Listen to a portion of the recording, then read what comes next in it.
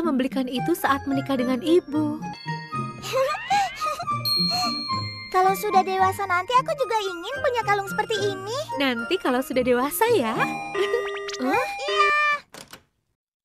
Shizuka, ada PR yang aku nggak ngerti.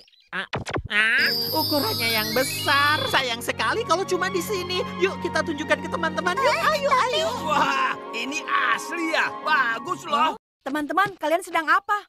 Lihat, kalung yang dipakai Shizuka indah sekali loh. Harganya 500 yen ya? Harganya sekitar 3 juta yen. 3 juta yen? Apa benar begitu? Hebat. Aku tidak bisa buka. Rewet, kan?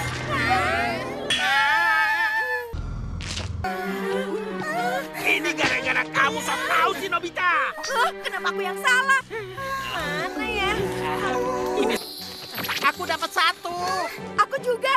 Teman-teman, terima kasih. Masih kurang berapa lagi? Itu sepertinya masih kurang 3 lagi. Teman-teman, ayo 3 lagi. Ada nggak? Tidak ada. Di sini tidak ada. Hilang kemana sih?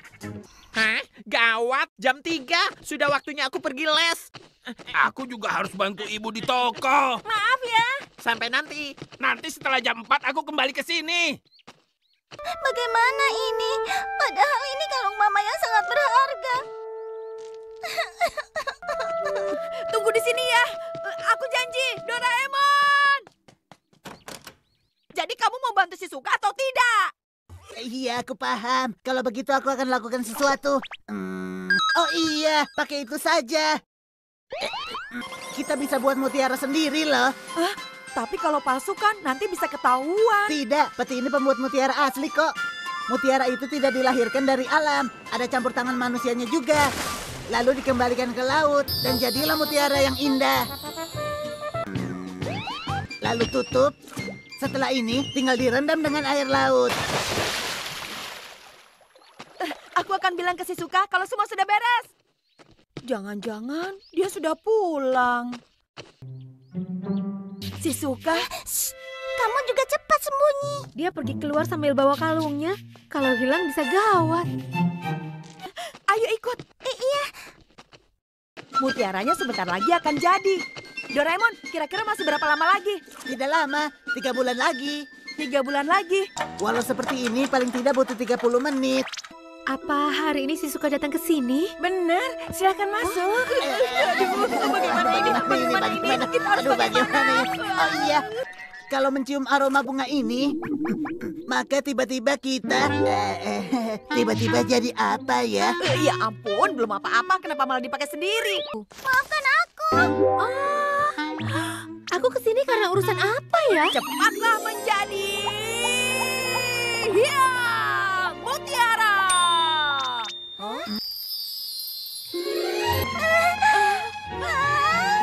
Syukurlah Shizuka. Suneo, Ternyata mamanya Shizuka. kamu lihat Shizuka tidak? Iya, tidak. Tidak, Bibi. Kalungnya baik-baik saja kok. Shizuka, ini harus dijaga baik-baik. Dulu, saat memberikan kalung ini, ayah bilang, jika suatu hari dia sudah dewasa, berikanlah kalung mutiara ini untuknya. Pantas ya harga kalung itu 300 juta yen. Tidak sampai semahal itu. Ini hanya kalung biasa kok. Tidak. Maka dari itu, saat Shizuka lahir, ayah sangat bahagia. Oh, ibu harus siapkan makan malam sekarang. Shizuka, jangan terlambat pulang ya. Aku mau coba cari lagi.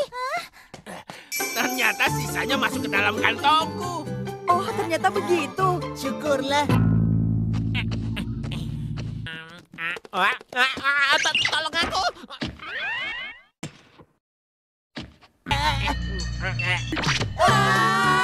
Mutiara Suneo. Halo broku, kembali lagi di channel Animon. Kali ini Animon akan membahas beberapa cerita menarik versi dunia nyata di cerita terbaru Doraemon dan Nobita yang berjudul Rahasia Mutiara Termahal.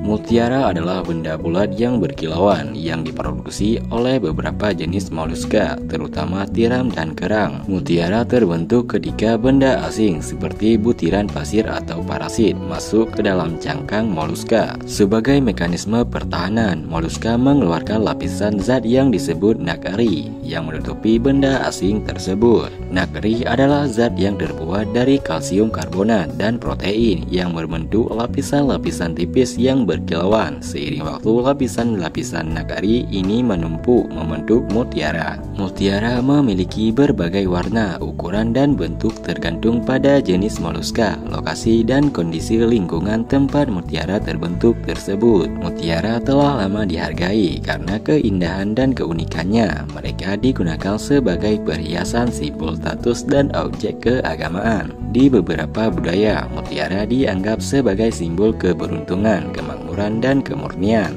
Ada beberapa macam mutiara berdasarkan berbagai kriteria termasuk tempat tumbuhnya, warna, dan jenisnya. Berikut adalah beberapa macam mutiara yang umum kita kenal. 1. Mutiara air laut. Mutiara akoya berasal dari Jepang. Mutiara ini memiliki warna putih susu dengan sentuhan warna emas atau perak. Bentuknya bulat dengan ukuran 3 mm sampai 10 mm.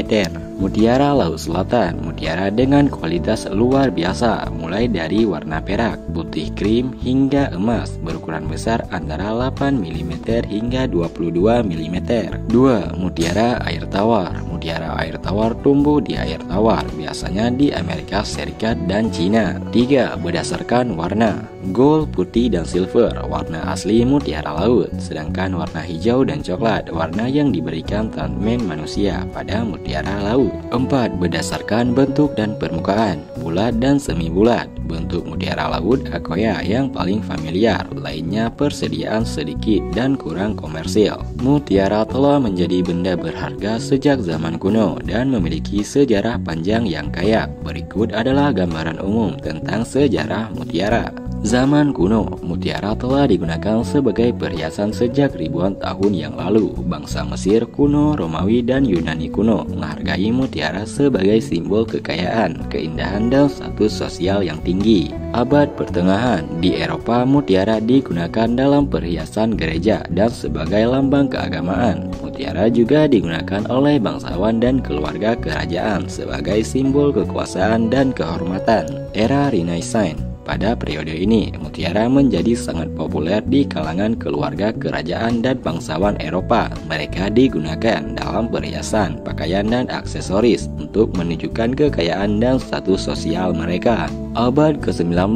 Pada abad ke-19, dengan perkembangan teknologi budidaya mutiara, produksi mutiara budidaya semakin meningkat. Hal ini membuat mutiara lebih terjangkau dan lebih banyak orang dapat menikmati keindahan mutiara tersebut. Abad ke-20 hingga sekarang, mutiara tetap menjadi simbol keanggunan dan keindahan. Perhiasan mutiara terus diminati oleh banyak orang di seluruh dunia. Teknologi budidaya mutiara semakin berkembang, menghasilkan berbagai jenis mutiara dengan kualitas yang sangat baik. Mutiara memiliki daya tarik yang abadi dan telah menjadi bagian integral dari sejarah perhiasan dunia. Kekuatan simbolis dan keindahan alaminya membuat mutiara tetap menjadi salah satu perhiasan paling dicari hingga saat ini. Cara membedakan mutiara termahal dan termurah. Mutiara paling mahal, mutiara La Peregrina. Mutiara ini dianggap salah satu mutiara paling mahal dalam sejarah dunia. Dikenal karena sejarahnya yang panjang selama 500 tahun. Mutiara ini memiliki nilai seni dan sejarah yang tinggi, membuatnya menjadi salah satu yang paling berharga.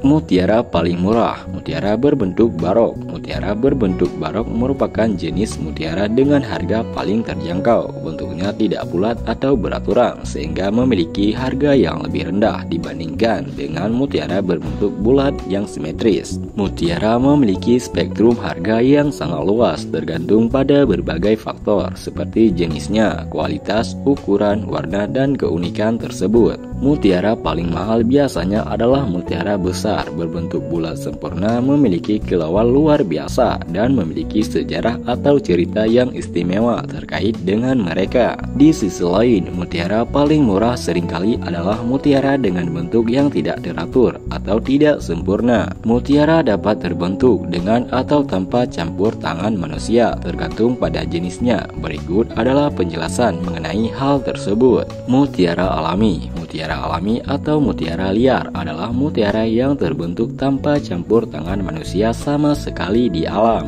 Mutiara ini sangat langka dan terbentuk secara alami di dalam cangkang moluska tanpa intervensi manusia. Contoh mutiara alami termasuk mutiara alam yang ditemukan di alam liar. Mutiara budidaya. Mutiara yang dibudidayakan secara komersial terbentuk dengan campur tangan manusia. Proses ini melibatkan menanamkan manik-manik kecil ke dalam kerang atau tiram untuk merangsang pembentukan mutiara. Dalam budidaya mutiara, manusia mempercepat dan mengontrol proses pembentukan mutiara dengan menambahkan bahan tertentu ke dalam kerang tersebut. Jadi, sementara mutiara alami terbentuk tanpa campur tangan manusia, mutiara yang dibudidayakan secara komersial melibatkan intervensi manusia untuk merangsang pertumbuhan mutiara. Kedua jenis mutiara memiliki keunikan dan keindahan masing-masing, dan proses pembentukan yang berbeda memberikan karakteristik yang berbeda pula pada mutiara tersebut. Nah, itu tadi beberapa cerita menarik versi dunia nyata dari cerita terbaru Doraemon dan Nobita yang berjudul Rahasia Mutiara Termahal. Jika kalian belajar hal baru, jangan lupa untuk like, share, and subscribe channel ini, karena satu subscribe dari kalian sangat berharga bagi kami. Lebih dan kurangnya kami mohon maaf dan mohon dimengerti. Wassalam.